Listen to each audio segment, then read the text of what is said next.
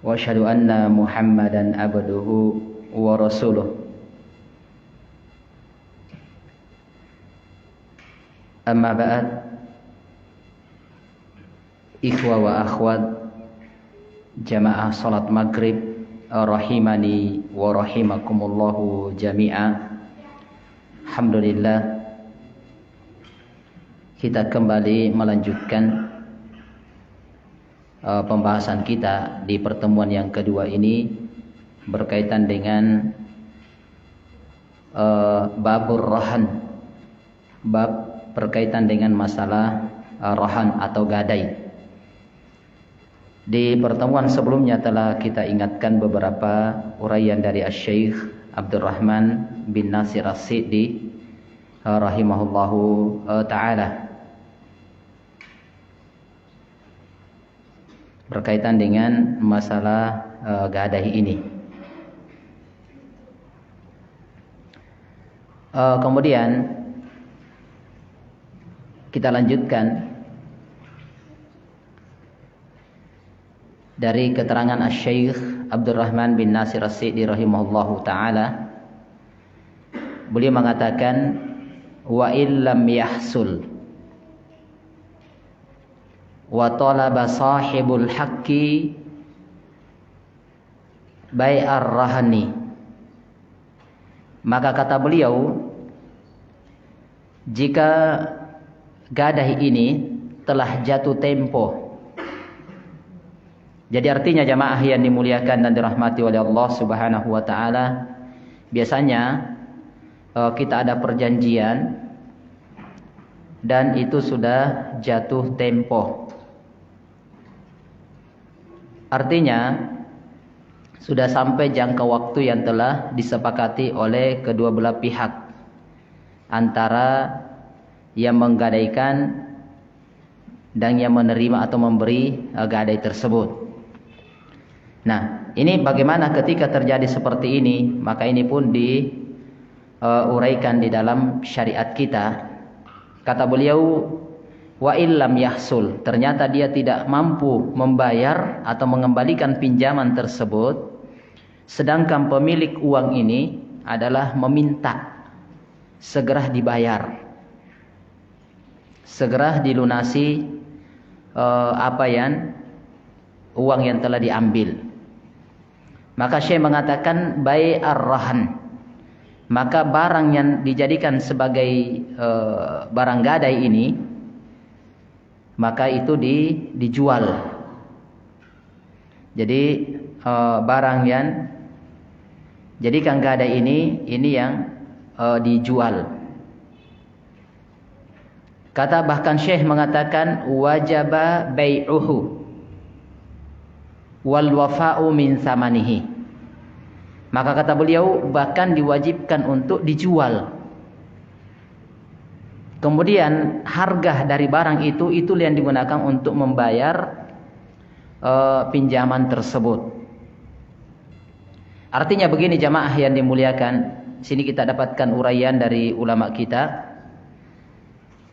dalam masalah ini. Misalnya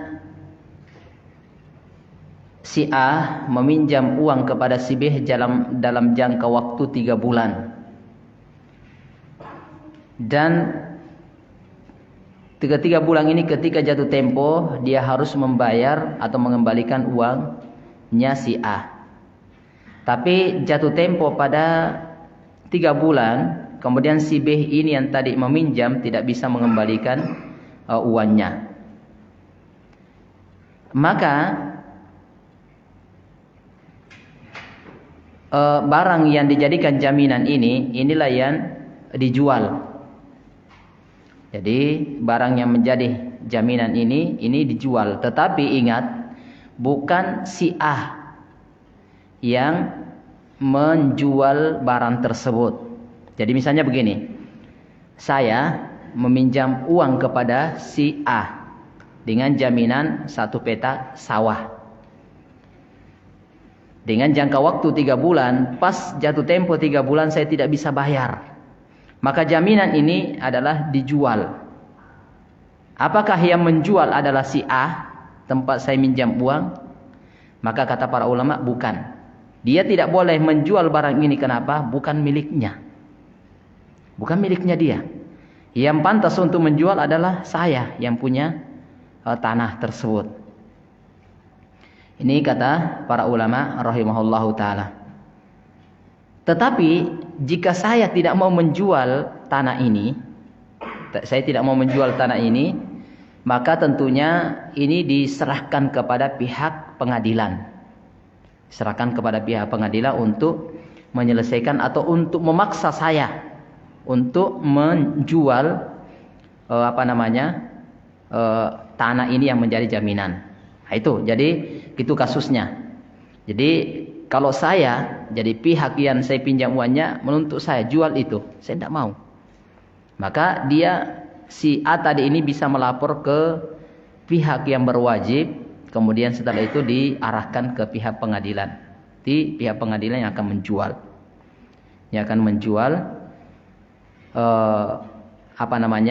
tanah tersebut. Nah, ternyata terjadi apa yang disebutkan oleh beliau, maka tanah ini dijual oleh pihak pengadilan. Setelah terjual, ternyata pinjaman saya adalah jangka waktu 3 bulan ini adalah 10 juta. Ternyata setelah dijual tanah ini, dia laku 50 juta. Nah, ini biasa terjadi di tengah masyarakat. Kalau si A tadi yang menjual, si A tadi yang saya tempati untuk minjam uang, dia yang jual tanah ini, dia jual 50 juta, utang saya hanya 10 juta biasanya. Si A ini dia ambil yang 40 dengan mengatakan inilah keuntungan saya. Ya, biasanya seperti ini. Dia yang jual. Padahal itu tidak boleh diambil. Kenapa? Itu haknya saya yang minjam tadi. Bukan haknya si A yang punya uang. Dia hanya ambil 10 juta. Yang sisanya itu harus dikembalikan kepada si pemiliknya. Nah, ketika pihak pengadilan, maka dia sebutkan berapa pinjaman saya, maka sebutkan 10 juta, maka 10-nya itu yang diserahkan kepada si A, yang sisanya 40 juta ini dikembalikan ke saya sebagai pemilik lahan atau tanah. Ini kata Syekh, sehingga beliau mengatakan bai'uhu wajabah bai'uhu, wajib dijual, wal wafa'u min samani, setelah itu dibayar dari harga tanah tersebut. Wa ma baqiya minas saman ba'da wafatil haq fali rabbih. Adapun sisa dari uang yang lebih dari penjualan itu, maka fali rabbih, itu milik pemiliknya, pemilik tanah, bukan miliknya orang yang memegang barang jaminan tersebut. Nah, ini kalau begini kasusnya. Jadi ternyata pinjaman saya 10 juta, dijual tanah ini harganya 50, berarti ini aman. Artinya aman, berikan 10 juta masih dapat 40. Ini muncul kasus yang selanjutnya. Jika ternyata saya minjam uang 50 juta dengan jaminan 1 petak sawah sebagai barang jaminannya. Ternyata kasusnya sama, jatuh tempo saya tidak bisa bayar. Maka si pihak yang pemilik uang ini memaksa saya untuk menjual tanah ini. Saya tidak mau. Maka diambil alih oleh pihak pengadilan, kemudian pihak pengadilan yang jual. Ternyata setelah dijual, ternyata harga tanah ini hanya 30 juta. Hanya 30 juta. Padahal utang saya 50. Harga tanah hanya 30, berarti masih sisa 20 juta. Nah, bagaimana yang 20 ini? Maka kata Syekh, 20 ini tinggal sebagai utang. Ini kata beliau. Jadi ini yang harus dibayar selanjutnya. Kata Syekh Abdurrahman bin Nasir As-Sidi, "Wa ma baqiya minas saman ba'da wafatil haq fali rabbih." Sisanya ketika sudah dijual ternyata lebih. Sama biasanya ada yang ini rumah ya, jaminannya rumah. Ternyata biasanya ada sebagian orang itu menjarah semua isi rumah. Sebenarnya enggak, itu bukan haknya dia. Dia harus diserahkan ke pihak pengadilan untuk menjual rumah tersebut, kemudian dibagikan kepada 1, 2 dan seterusnya bagi yang punya piutang di situ. Nah, kata beliau, wa imbaqiya minad dain. Jika masih ada sisa dari utangnya, tadi 50, saya hanya bisa bayar dari harga tanah ini 30, berarti masih sisa 20. Kata Syekh, wa imbaqiya minad dain syai'un. Jika masih ada sisanya, ya baqa dainan mursalan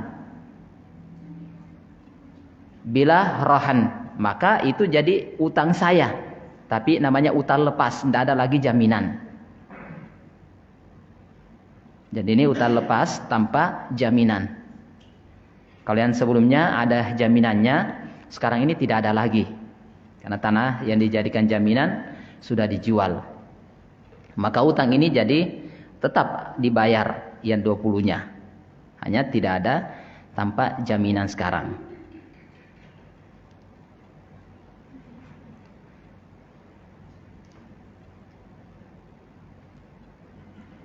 Ini wallahu ta'ala alam bissawab. Ini yang kita dapatkan dari beberapa uraian dan penjelasan dari ulama kita seputar masalah ini.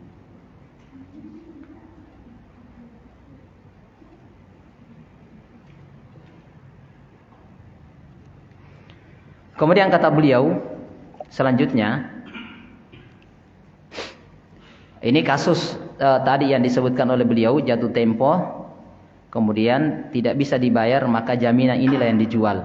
Jika lebih, lebihnya dikembalikan. Kalau masih kurang, sisanya itu jadi utang selanjutnya. Nah, terus selanjutnya, kata beliau, kata Syekh, wa in atlafar rahna ahadun fa alaihi domanuhu yakunu rahnan. Nah, selanjutnya begini. Ini kita jadikan sebagai barang jaminan, ini adalah motor. Kan biasanya bisa jadi motor. Jadi banyak. Yang barang jaminan ini bisa sawah, rumah, kendaraan, motor, mobil, atau yang semisal dengan itu, yang punya harga barang tersebut. Maka di sini Syekh mengatakan, wa in atlafar rahna ahadun. Jika ada seseorang yang merusak barang jaminan itu tadi, misalnya motor, ternyata dia rusak.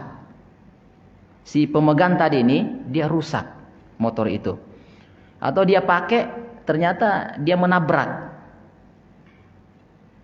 atau jatuh kecelakaan tunggal atau yang semisal itu, pokoknya dia merusak barang jaminan. Maka kata Syekh, fa alaihi domanuhu, maka dia harus mengganti yang merusak itu. Jadi orang yang merusak barang ini dia harus ganti. Kemudian gantinya itulah yakunu rohnan, itu kembali menjadi jaminan. Sama. Kalau misalnya barang jaminan ini adalah motor, ternyata dia terlantarkan, dia biarkan begitu, kuncinya dia taruh situ, akhirnya dicuri orang. Maka si pemegang rohan ini, jaminan tadi ini, dia harus mengganti kendaraan itu, kemudian kendaraan ini kembali jadi barang jaminan tadi. Ini wallahu taala alam bissawab. Ini keterangan dari Asy-Syaikh rahimahullahu taala. Atau bisa jadi misalnya sama saja sebenarnya, misalnya motor ini dipakai, ternyata ditabrak sama mobil. Maka pihak mobil inilah yang menabrak tadi ini harus mengganti. Kemudian gantinya itu kembali menjadi barang jaminan dari barang yang dirusak. Atau misalnya dia perbaiki sampai baik, kemudian itu kembali menjadi barang jaminan. Itu wallahu taala alam bissawab dari keterangan Syekh. Nah, selanjutnya, karena ini juga bisa menjadi barang jaminan ini berupa hewan. Apakah kambing, sapi, kerbau, kuda, dan semisal dengan itu. Dia juga bisa dijadikan sebagai barang jaminan atau ayam misalnya ya, contoh. Nah, yang jadi masalah begini, ketika barang jaminan ini seperti kambing, sapi, dia beranak. Nah, pertanyaannya sekarang anaknya ini, bagaimana dengan anaknya? Maka Syekh di sini membahas wa nama'uhu taba'an lahu. Anak dari hewan yang dijadikan sebagai barang jaminan ini ikut induknya. Ikut sama induknya. Dan ini kata para ulama, tetap miliknya siapa yang punya hewan. Saya yang pelihara ini, sama saya dia. Ini milik saya, bisa saya jual. Tidak, dia harus ikut sama asalnya.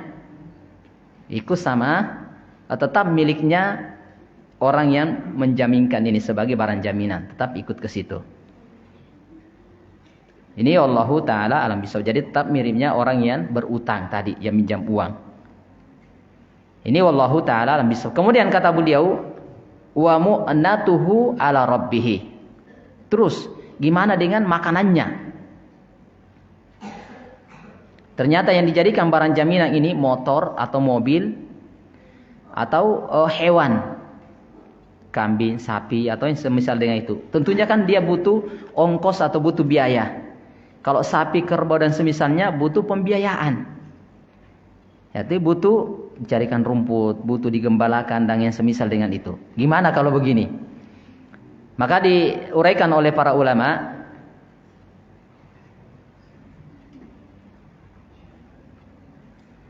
tentunya yang menanggung ini adalah si pemilik.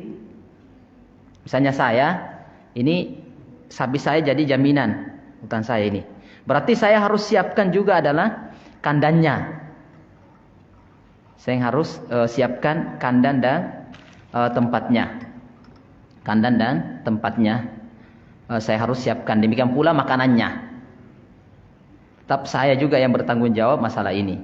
Kalau seandainya, ini diperhatikan di sini ya. Seandainya saya jaminkan tadi ini sapi, ternyata orang yang memegang jaminan ini tadi yang membiayai. Seperti kalau sapi-sapi dulu itu susunya diperah. Atau kambing ya susunya diperah. Nah, dia beri makan, maka dia boleh memerah susunya. Dia boleh ambil manfaat dari hewan itu karena dia memberikan makan.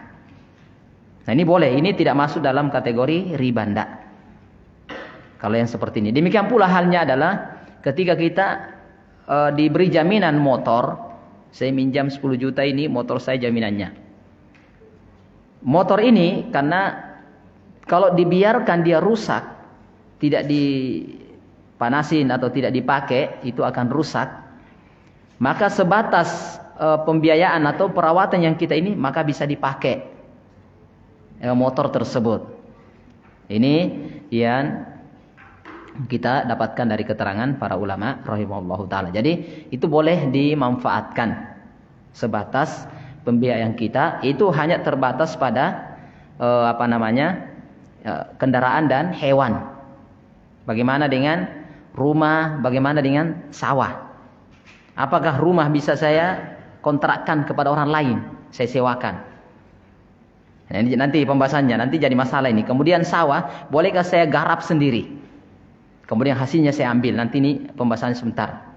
Intinya di sini, para ulama menyebutkan kalau dia berupa hewan, yang tentunya hewan ini butuh diberi makan, butuh biaya, maka boleh memanfaatkan susunya diambil, diperah. Ini tidak ada masalah, sesuai dengan apa yang dia berikan. Kemudian kalau kendaraan, demikian kendaraan harus dipakai, tapi jangan nanti disewakan. Jadikan dia kendaraan Grab atau Gojek. Nanti hasilnya saya dapatkan terima tiap hari sekian dan sekian. Nah, ini tidak boleh. Itu tidak boleh seperti itu. Karena dia adalah barang jaminan. Kalau seandainya dibiarkan tinggal menetap, dia tidak rusak, maka tidak perlu dipakai. Hanya ini butuh dipakai, butuh dibelikan bensin, kemudian bisa dipakai supaya tidak rusak, itu hanya sebatas itu. Oh, ndak usah orang lain, biar saya yang pakai untuk Grab atau Gojek. Nah, ini ndak bisa kalau di situ. Itu namanya mengambil manfaat di balik pinjaman. Ini masuk dalam kaidah kullu qardin jarra naf'an fahuwa riba. Kullu qardin jarra naf'an fahuwa riba. Jadi setiap pinjaman di balik itu ada manfaat, maka itu riba. Ini. Sehingga ini yang dijaga. Ini wallahu taala alam bisawab. Jadi ini ketentuan yang kita dapatkan dari para ulama rahimahullahu taala.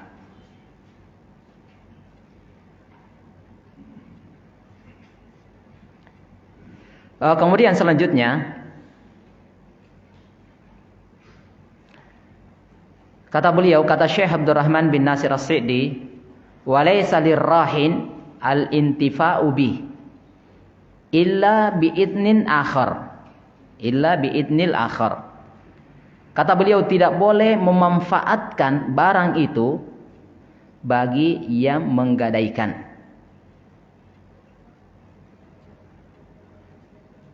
Memanfaatkan barang itu illa bi'idnil akhar, kecuali dengan izin yang lainnya. Artinya begini, si A meminjam uang kepada si B. Jadi si A ini minjam uang kepada si B, jaminannya adalah motor. Jaminannya adalah motor. Kemudian si A ini menggadaikan motor itu kepada si B. Jadi ini tadi, dia gadaikan motor sebagai jaminan. Maka si A tidak bisa memanfaatkan motor itu, kecuali juga harus izin si B. Karena ini maslahatnya si B. Jadi begini. Ini kata Syekh, walaysa lirrahin al-intifa'u bi illa bi idnin akhar. Jadi saya dengan si A, saya ngutang dengan jaminan motor. Motor ini tidak bisa saya manfaatkan kecuali saya harus minta izin kepada yang memegangnya. Yang memegang jaminan itu yaitu si A. Harus saya minta izin untuk memanfaatkan atau memakai kendaraan tersebut. Walaupun itu kendaraan saya, tapi kan menjadi jaminan. Menjadi jaminan. Sehingga dia juga si B, si A ini tadi punya hak untuk menahan ini. Menahan barang ini karena dia merupakan jaminan. Dia merupakan jaminan. Ini kata Syekh.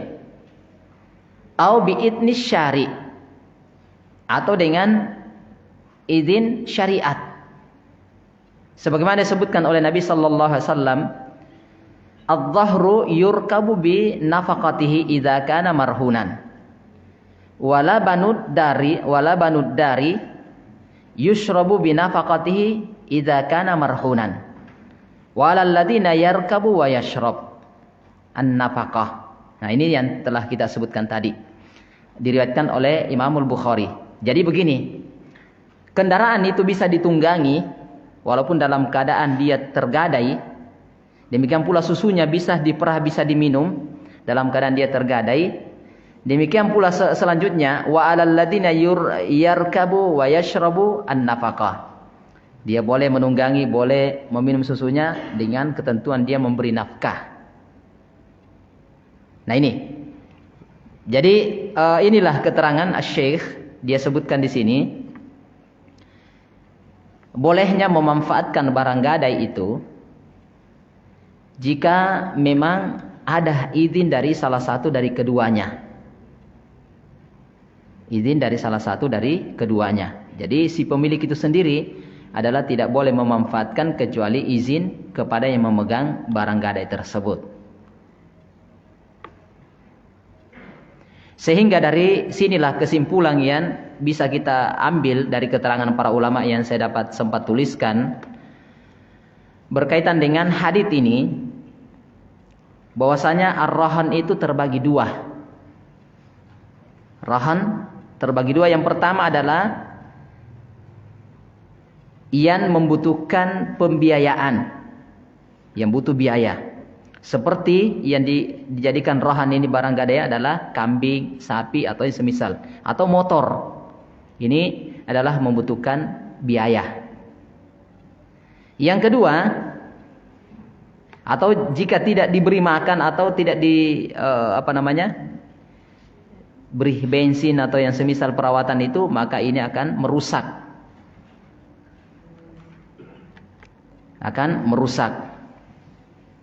Maka ini tadi yang telah kita sebutkan, boleh mengambil manfaat di balik itu hanya sekedar itunya.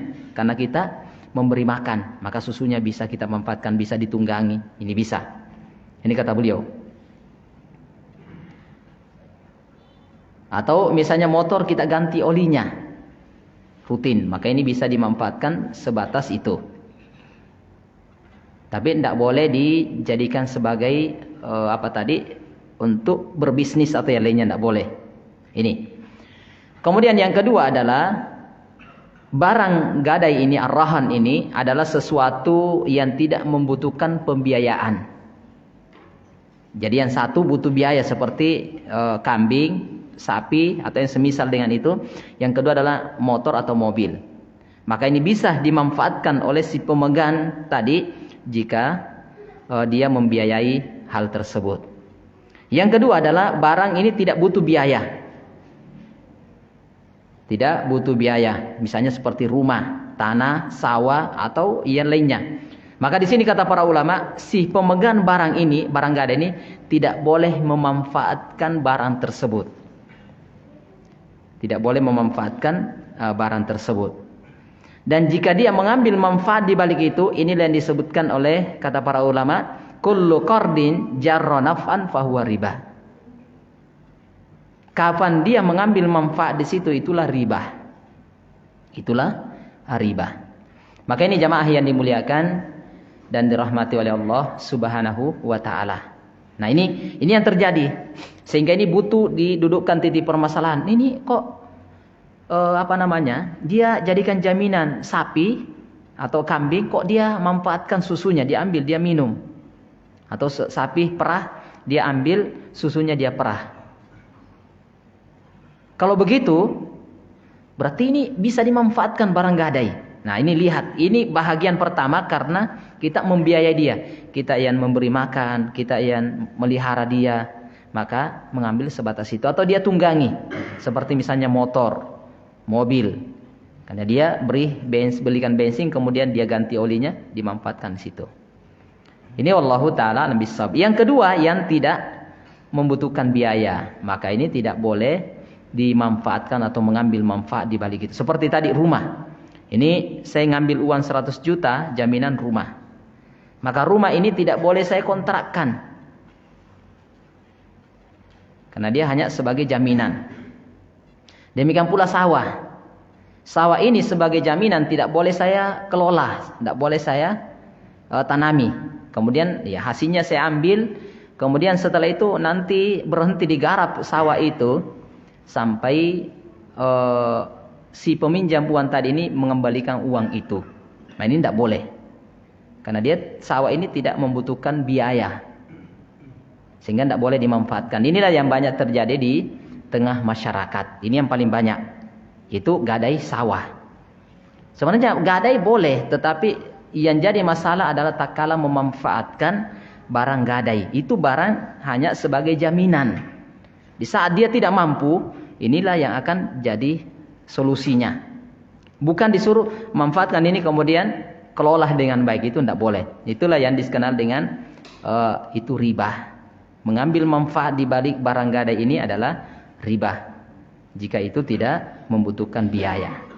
Ini wallahu ta'ala alam bissawab. Nah, sekarang apakah ada solusi yang diberikan oleh para ulama dalam masalah ini?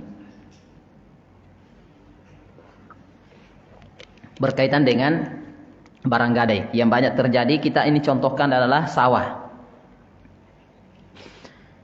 Saya ingin menikahkan anak saya butuh uang 100 juta.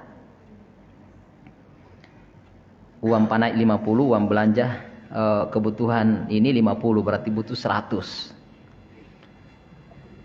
Terpaksa 2 petak sawah jadi jaminan atau jadi barang gadai.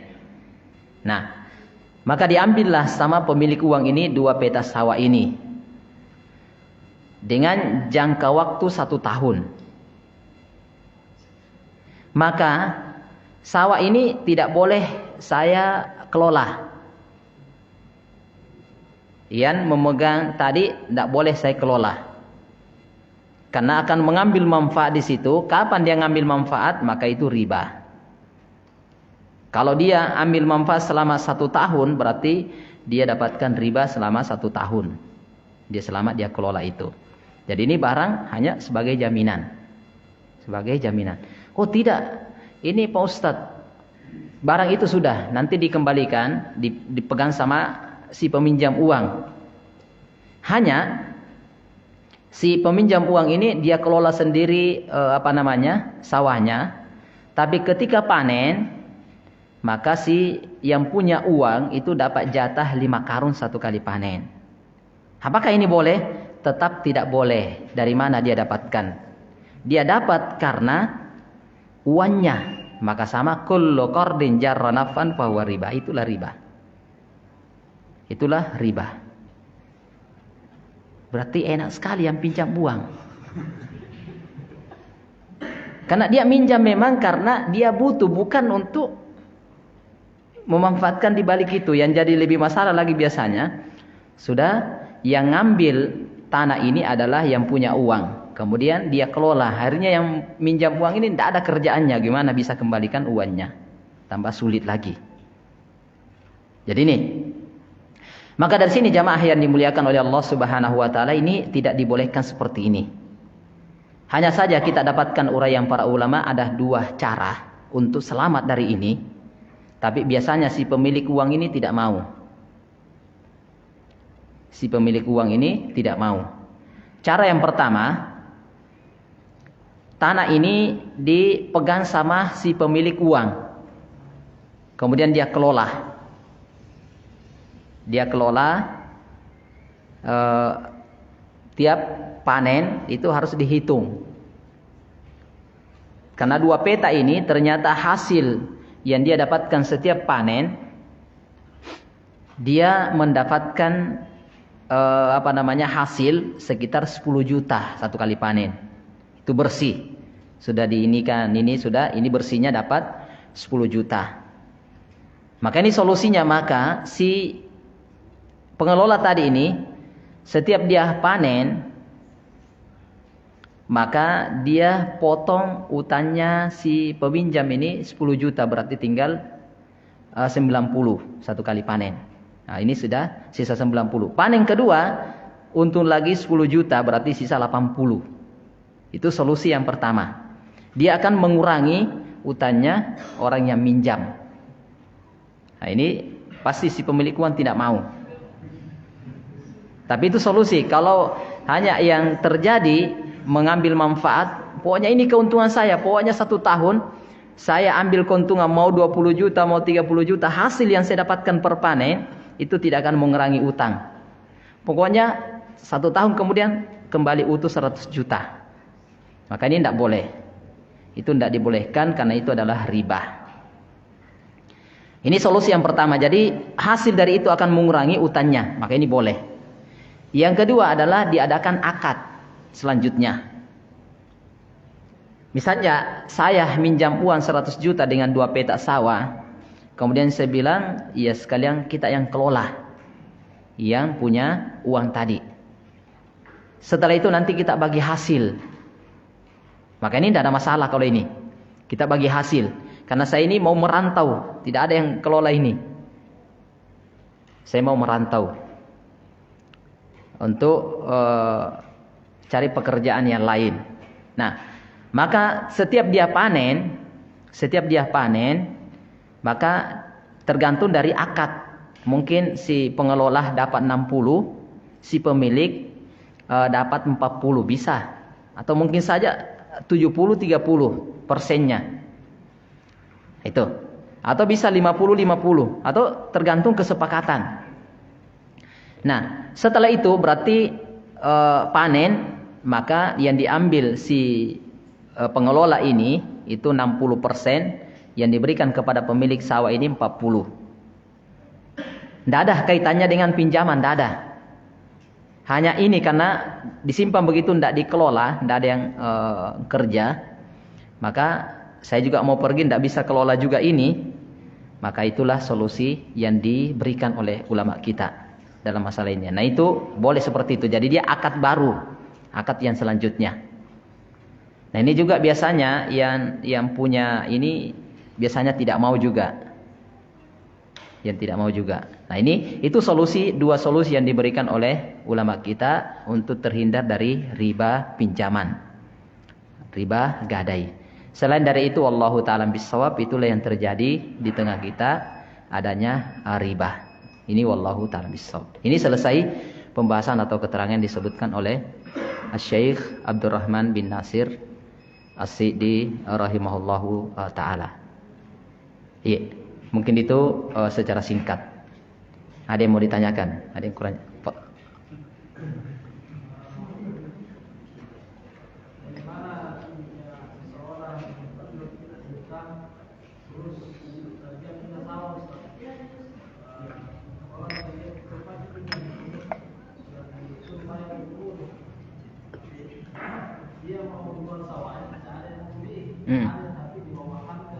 Iya.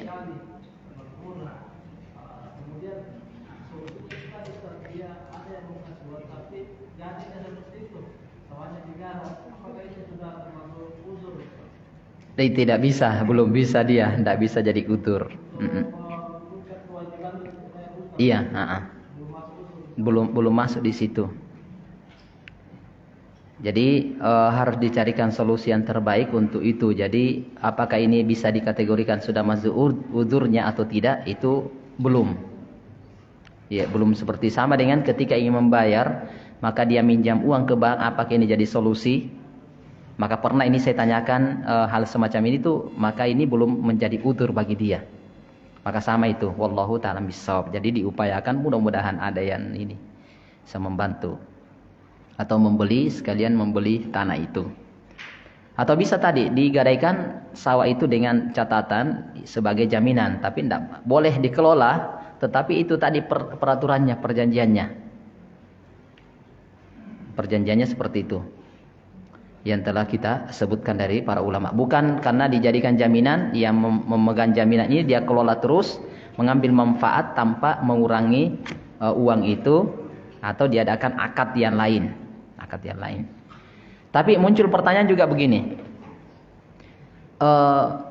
bukan yang punya uang yang kelola, bukan juga pemilik sawah, bukan orang lain.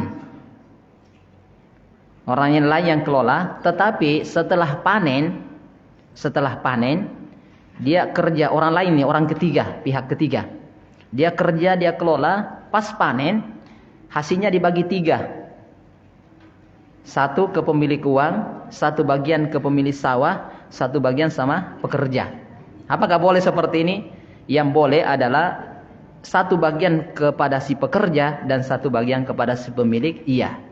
Tapi tidak ada yang berhak kepada si pemilik uang. Karena sama saja dia mengambil keuntungan di balik itu. Dia tidak bisa.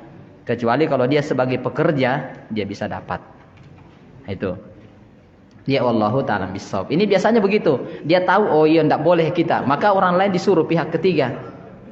Atau biasanya begini, hanya dibagi 2. Si pemilik uang, bukan yang kelola, bukan juga saya, ada pihak ketiga. Pihak ketiga yang kerja, hasilnya dibagi 2. Si pekerja sekian persen, si pemilik uang sekian persen. Ini sama juga. Atau saya yang kelola, sebagiannya saya kasih, itu sama. Hanya dia ambil orang lain. Tapi ini hakikatnya sama. Jadi ini tetap tidak dibolehkan seperti itu. Ini wallahu ta'ala bissawab. Ada yang lain? Fadhal. Ya, sebelah sini dulu. Fadhal. Ya. Atau push. Ya. Iya, assalamualaikum warahmatullahi wabarakatuh. Ada kasus Ustaz dari turun temurun. Bagaimana dengan yang mau meminjam uang pada saat akadnya sang peminjam ini memberikan perjanjian bahwasanya saya ingin menggadaikan sawah saya, terus si yang mau menjaga uang ini sepakat untuk mengelola tanah tersebut. Iya. Bagaimana dengan kasus seperti ini? Jadi yang kelola ini yang punya uang atau si pemilik sawah? Yang memberikan uang. Iya. Dengan kesepakatan dari yang meminjam uang. Kamu kelola. Nah itu sama kasusnya tadi. Jadi apakah ada kesepakatan di awal atau tidak? Ini sama saja. Nah ini yang banyak terjadi. Jadi artinya begini, saya dengan si A punya uang, saya minjam. Saya punya sawah, jadi sawah ini saya serahkan kepada si A. Dan ada kesepakatan, kamu kelola saja ini sampai saya kembalikan uang itu. Nah, ini sama.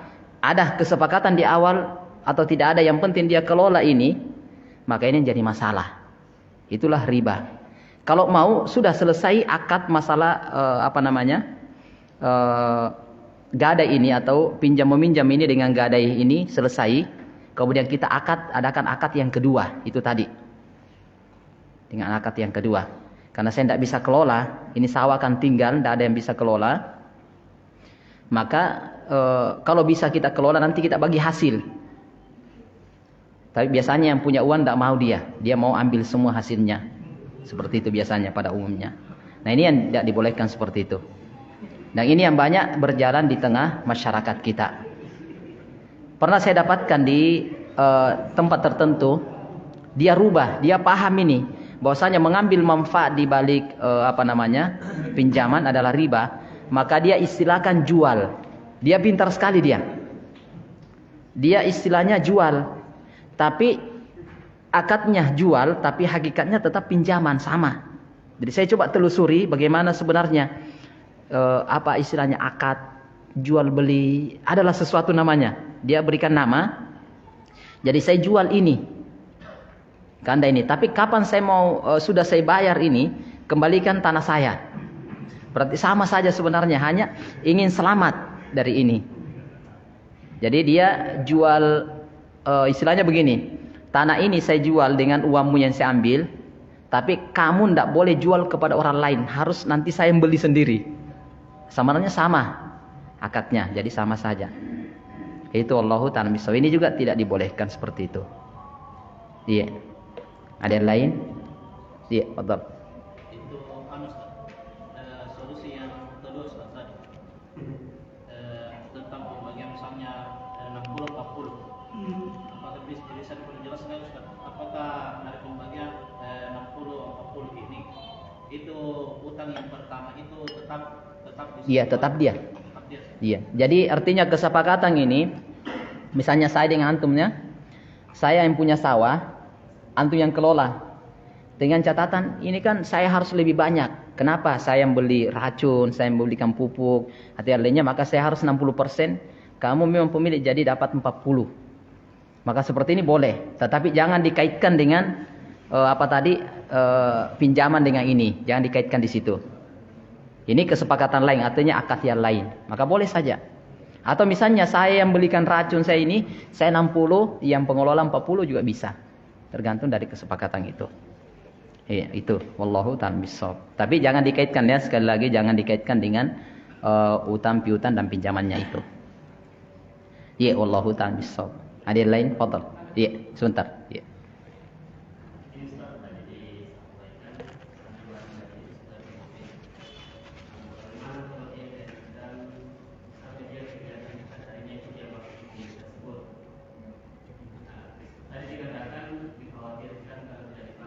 Iya.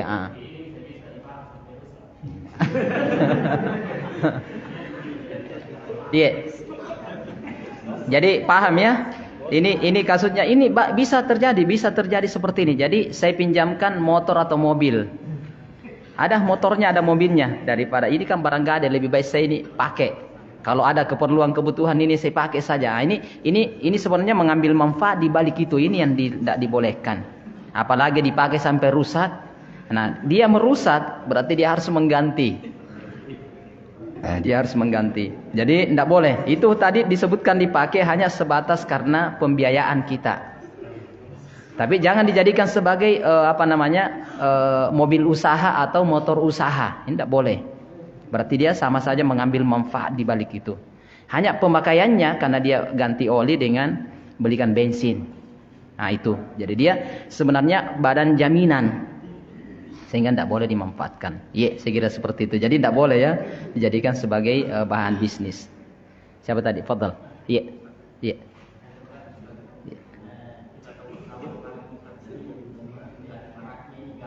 Iya.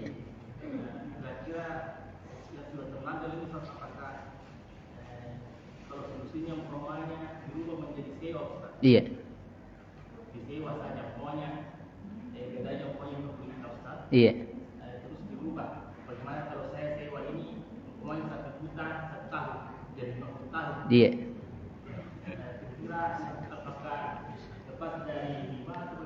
Iya, jadi kalau misalnya sewa itu lain perkaranya lagi. Dia akad ijaro namanya. Ini dia hilang. Iya, diadakan ini saja. Jadi bisa kalau misalnya mau disewa, tapi tergantung kesepakatan sebenarnya. Pinjam uang 50 juta, ini berarti dari ini kita anggap sebagai sewa. Tapi ini kita kelola tadi. Dikelola ini berarti nanti sewanya mungkin ya tergantung kesepakatan sebenarnya. Mau 10 tahun 50 juta ini berarti ya itulah 500 per tahun dia anggap sewanya. Tapi kalau sewa begitu, sewa dalam akad ini tidak ada masalah dia. Kalau dalam hal sewa itu lebih aman sebenarnya kalau sekalian disewa, karena lain pembahasannya dia. Hanya kalau sebagai barang sewaan, nah itu bisa diarahkan seperti itu. Tetapi dengan itu semakin berarti tahun-tahun nanti pas 10 tahun selesai, selesai, lunas, aman dia. Atau tadi caranya Pak yang kedua atau yang pertama saya sebutkan, dia kelola tapi hasil itu akan mengurangi utangnya. Tapi ini biasanya sulit itu. Tapi itu salah satu juga solusi. Nah, kalau mau dijadikan sewa sebagai sewa saja berarti sudah. Ini sawamu sebagai jamin, saya sewa selama sekian dengan sekian juta. Maka tergantung biar 20 tahun juga bisa dari sewa itu. Akadnya seperti itu. Ya wallahu ta'ala bissawab. Kalau ada yang seperti itu ya Masya Allah bisa lebih aman untuk itu. Dan ini memang PR-nya kita sebenarnya di tengah masyarakat berkaitan dengan ini karena di mana-mana. Kemarin waktu malam Senin saya ngisi di Takalar ini juga sampai hampir 1 jam juga dibahas ini, ada yang tanya terkait dengan masalah ini. Mana ini dan di mana-mana ini. Nah, ini juga ada yang tanyakan begini, ini terakhir ya. Tanah seperti ini ada lagi yang pajak atau yang sewa. Tapi yang sewakan itu adalah yang pegang barang gade tadi ini. Dia sewakan kepada orang lain. Nah ini juga tidak boleh. Jadi bagaimana saya sudah terlanjur sewa ini dan sudah ada akad. Artinya diselesaikan akad yang sudah ini baru jangan lagi diulangi yang itu. Kalau sudah terlanjur. Tinggal diupayakan cepat bisa selesai sewanya. Seperti itu wallahu ta'ala bissawab. Iya, intinya di situ barang gada itu tidak boleh diambil manfaat kecuali tadi pada sesuatu yang memang sedikit seperti susunya bisa karena kita beri makan, kendaraan bisa ditunggangi, mobil motor, tapi hanya sekedar untuk menjaga dia jangan sampai rusak karena dia adalah hanya barang jaminan, sebagai barang jaminan, bukan milik kita. Saya kira itu wallahu ta'ala bissawab. Mungkin itu ya yang disebutkan karena waktu insyaallah ta'ala sedikit. Mudah-mudahan ini bisa membantu kita dari apa yang telah terjadi di tengah masyarakat kita berkaitan dengan ini. Wallahu ta'ala a'lam bissawab. Iya, lebih dan kurangnya apa yang kami sebutkan wallahu ta'ala bissawab. Kalau benar apa yang kami sebutkan itu dari Allah Subhanahu wa taala, kemudian dari Nabi kita Muhammad sallallahu alaihi wasallam, kekurangan kedua dari saya wallahu ta'ala bissawab. Subhanakallahumma rabbana wa bihamdik asyhadu an la ilaha illa anta astaghfiruka wa atubu ilaik. Assalamualaikum warahmatullahi wabarakatuh.